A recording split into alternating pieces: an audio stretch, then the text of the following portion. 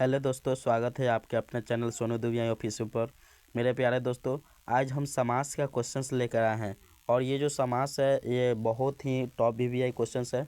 और आप लोग जानते ही हैं कि अभी जो तत्काल 10th का जो एग्ज़ाम हुआ है उसमें समास का कितना महत्व दिया गया है, क्योंकि इसमें समास जो होता है हर साल पूछा जाता है। और समास का जो समास का जो क्वेश्चन होता है वो बार बार रिपीट होता है।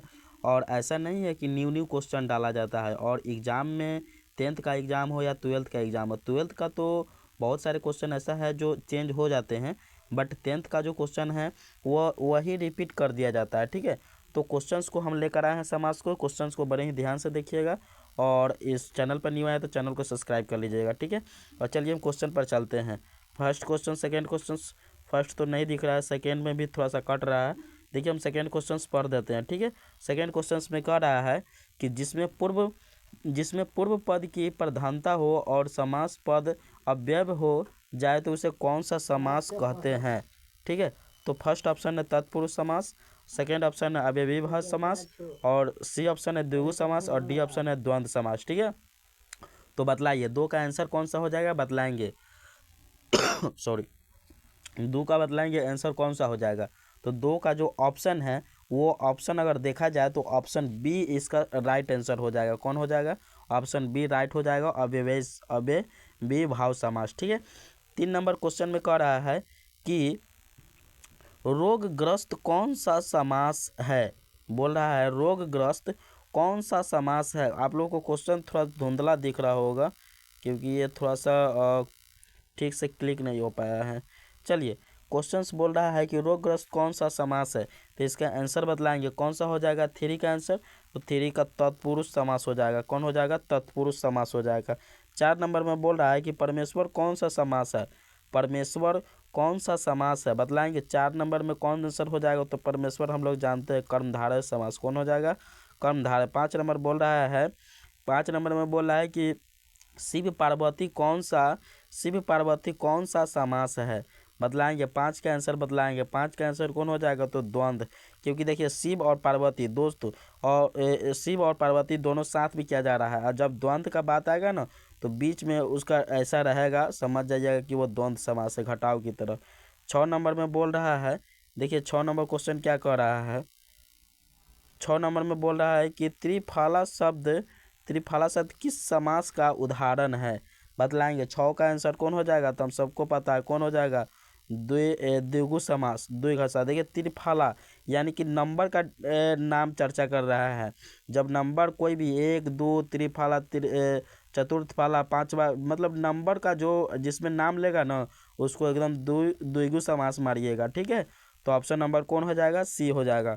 7 नंबर में देखिए विद्यार्थी शब्द किस समास का उदाहरण है।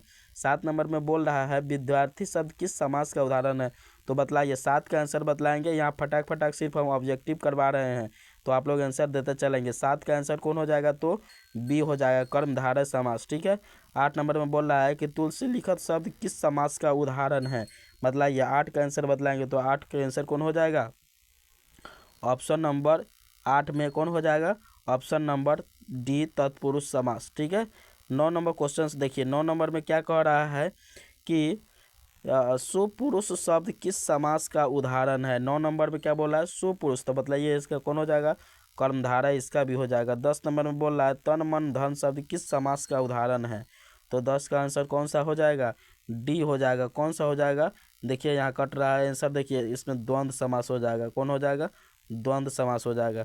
आगे देखते हैं 11 नंबर क्वेश्चन। 11 नंबर में क्या बोल रहा है कि दही बड़ा शब्द किस समास का उदाहरण है। दही बड़ा किस समास का उदाहरण है, चलिए बतलाइए। 11 का आंसर बतलाएंगे तो इसका कौन हो जाएगा, कर्मधारय समास। कौन हो जाएगा, कर्मधारय समास। इसका ऑप्शन डी तत्पुरुष नहीं हो सकता है, ऑप्शन सी हो जाएगा। कौन हो जाएगा, कर्मधारय समास। उसके बाद देखते हैं 12 नंबर क्वेश्चन। 12 नंबर में क्या कह रहा है कि लंबोदर शब्द किस समास का उदाहरण है। 12 का आंसर बतलाएंगे। 12 का आंसर कौन हो जाएगा, तो सी हो जाएगा, बहुव्रीहि समास। कौन सा हो जाएगा, बहुव्रीहि। 13 नंबर में है दोपहर कौन सा समास है, बतलाइए। देखिए नंबर का इसमें आ रहा है, ध्यान से देखिएगा, तो कौन सा हो जाएगा, द्विगु समास। देखिए दोपहर यानी कि PM या 2 PM का चर्चा कर रहा है। यानी कहने का मतलब हुआ कि ये संख्या के दो है ना, दो ये डिजिट को तो ये उदाहरण दे रहा है ना, मतलब नाम कर रहा है ना, तो इसका कौन हो जाएगा द्विगु समास। Option number B is verified. 14 number question को देखते हैं। 14 नंबर में बोल रहा है अध्यापक अध्यापिका शब्द किस समास का उदाहरण है।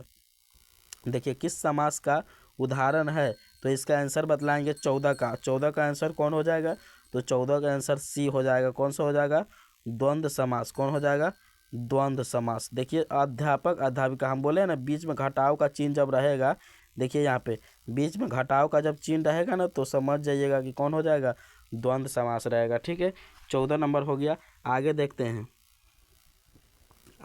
हैं, 15 से।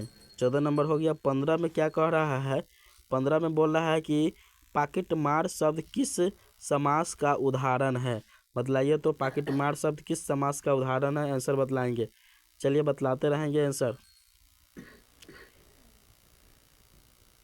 इसका कौन सा हो जाए पाकिट मार का, तो 15 का option number D is verified, तत्पुरुष समास। कौन हो जाएगा, तत्पुरुष। 16 नंबर में देखते हैं। 16 नंबर में पाप पुण्य, देखिए घटाव का चिन्ह आ रहा है। पाप पुण्य किस समास का उदाहरण है, बतलाएंगे 16 का। तो 16 का आंसर द्वंद्व। हम बताएं बार बार कि घटाव का चिन्ह रहेगा, समझ जाइएगा द्वंद्व, और नंबर का उसमें जब चर्चा करेगा तो समझ जाइएगा कि उसमें द्विगु का है। तो 17 नंबर में देखिए, 17 नंबर में महात्मा शब्द किस समास का उदाहरण है, बतलाइए तो 17 का आंसर। तो महात्मा क्या हो जाएगा, कर्मधारय, कर्म के बारे में पता चल रहा है। 18 में मुख्य दर्शन शब्द किस समास का उदाहरण है, 18 का आंसर बतलाएंगे। 18 का आंसर कौन हो जाएगा, तत्पुरुष समास। कौन हो जाएगा, तत्पुरुष समास। 19 नंबर का बतलाएंगे हरमन मौला शब्द किस समास का उदाहरण है, तो 19 का कौन हो जाएगा, 19 का बी, तत्पुरुष समास। ठीक है, 20 नंबर थोड़ा सा ऑप्शन हम बता देते हैं। ऋषि मुनि शब्द किस समास का उदाहरण है, ऋषि मुनि, इसका हम ऑप्शन बोल देते हैं 20 का। ऑप्शन नंबर बी है पहला 20 का बहुब्रीहि, सेकेंड है द्वंद्व, ऑप्शन सी है कर्मधारय, ऑप्शन डी है तत्पुरुष।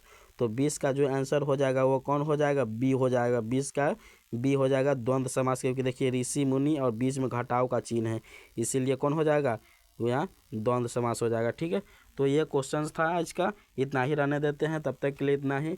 और चैनल पर न्यू हैं तो चैनल को जरूर सब्सक्राइब कर लीजिएगा, ताकि इस सब ऐसा रिलेटेड क्वेश्चंस हम बार बार लेते आते रहते हैं, आप लोग जरूर देखते रहिएगा। तब तक के लिए इतना ही। जय हिंद, जय भारत।